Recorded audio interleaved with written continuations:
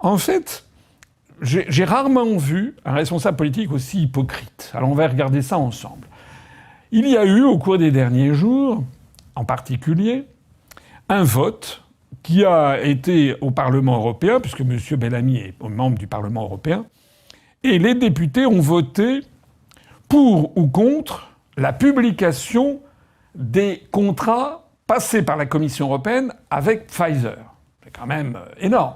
Vous savez que c'est un des scandales les plus énormes qui s'est produit au cours des dernières années.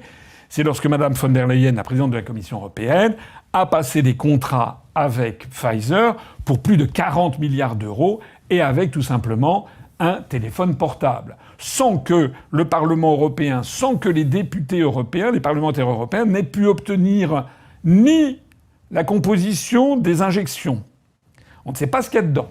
D'ailleurs, on n'est pas les seuls. Et ce qu'on découvre aux États-Unis fait froid dans le dos. C'est d'ailleurs la raison pour laquelle le Surgeon General de l'État de Floride a demandé l'interdiction des injections ARNM à la Federal Drug Administration des États-Unis. On va vers un scandale mondial sur ces questions.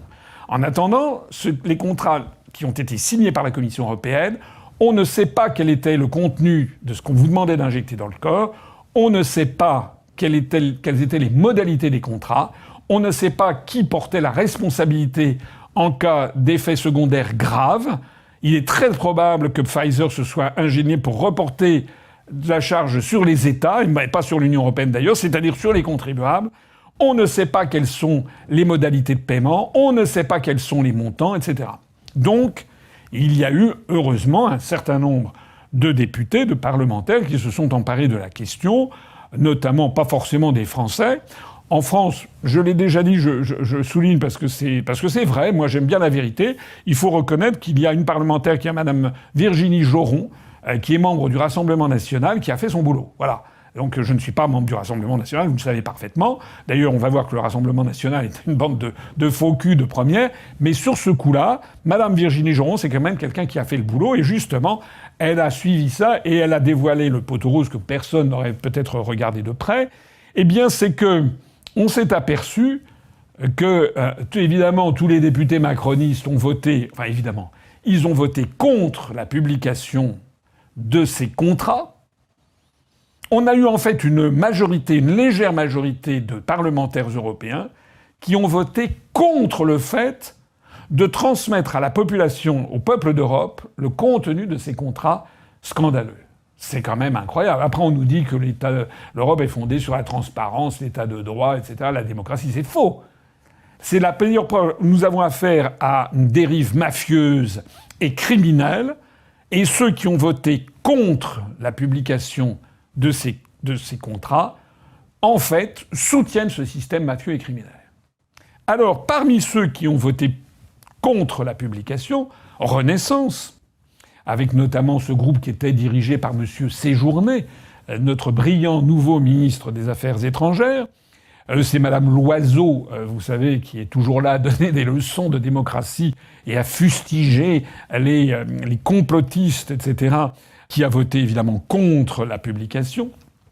Mais ce qu'il faut savoir, c'est également tout le groupe LR, et y compris M. François-Xavier Bellamy.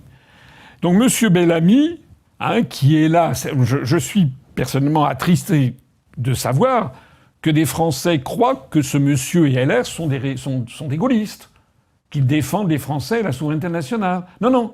Maintenant, il y a un sujet majeur.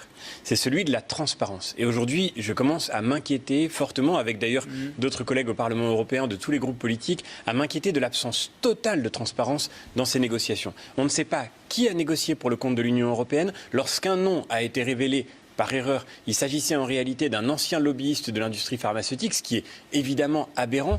On ne peut pas consulter les clauses de ces contrats, ni connaître les conditions de la discussion sur les montants, ni non plus savoir quelles sont les décisions qui ont été prises pour exonérer éventuellement les laboratoires pharmaceutiques de toute responsabilité en cas d'effets secondaires qui se découvriraient dans la durée. Et là, je crois qu'il y a quelque chose qui n'est vraiment pas du tout propre à susciter la confiance des électeurs, des citoyens dans leurs institutions, ni non plus à susciter la confiance des gens dans le vaccin lui-même.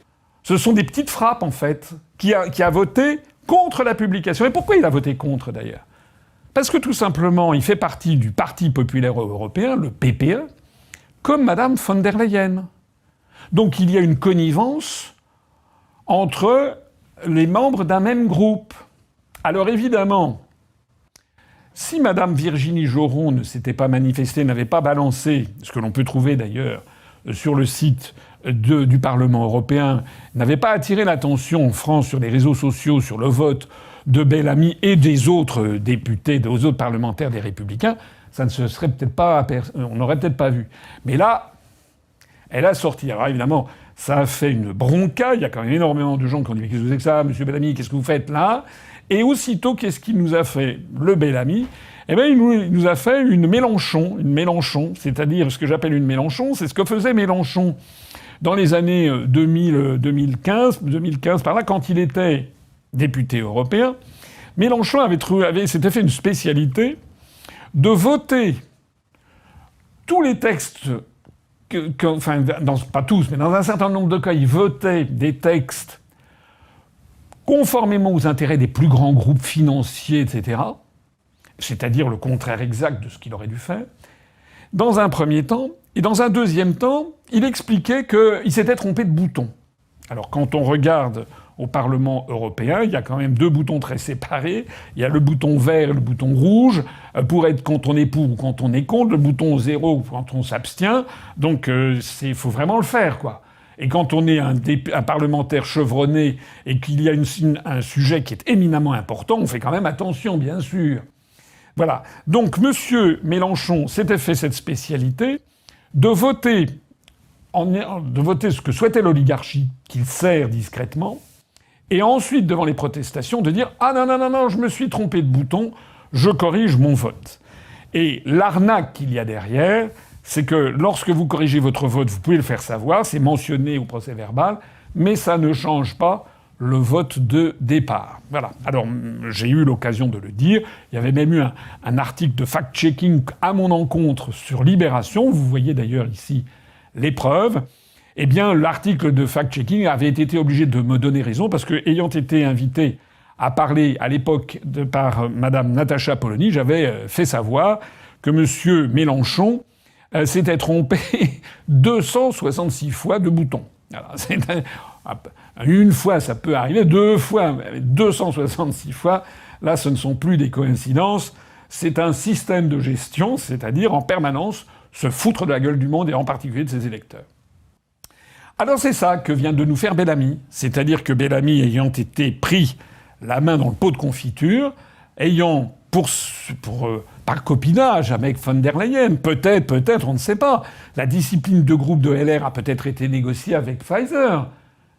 Rien n'interdit d'imaginer qu'on y a pu avoir de la concussion ou de la corruption. Je ne dis pas que c'est sûr, mais je dis que c'est une hypothèse. Et certains qui diront « ça c'est du complotisme », je dis non. Nous ne sommes pas des complotistes, nous sommes des cartésiens. Je rappelle, de plus en plus on nous traite de complotistes, c'est pas du complotisme. On applique la méthode inventée par le grand philosophe René Descartes au début du XVIIe siècle, qu'on appelle le doute méthodique. C'est ce qui a fait la grandeur de la civilisation française et du grand siècle de Louis XIV, excusez du peu, et de la philosophie française. C'est-à-dire le doute consiste comme un esprit qui est bien fait, on ne prend rien qu'on nous dit comme quelque chose de vérité, comme ça, divine, on doit tout exercer ensuite au crible de la raison. Et il n'est pas normal que les Républicains aient voté contre la publication. Donc si ça n'est pas normal, c'est qu'il y a eu quelque chose qui est venu modifier le vote naturel qui aurait dû avoir lieu. Alors monsieur donc Bellamy a fait savoir « Non, je me suis trompé de bouton ». Alors j'ai vu que malheureusement quelques observateurs que j'aime bien, je pense à Yves Pozzo di Borgo notamment, ils ont dit « Ah ben non, on s'est trompé, excusez-nous monsieur Bellamy, c'est vrai, vous avez fait amende honorable puisque effectivement vous avez ensuite changé de vote. » Mais les pauvres, ils sont tombés dans le piège. Parce que le changement de vote ne compte pas. Ça ne change strictement rien après coup. Et d'ailleurs, la meilleure preuve que ça n'était pas une erreur, c'est que tout le groupe LR a voté contre la publication. Donc en fait, il y a non seulement un mensonge, une trahison des électeurs en votant contre la publication, mais ça se double d'une tartufferie en faisant croire aux électeurs qu'en fait, il s'est trompé.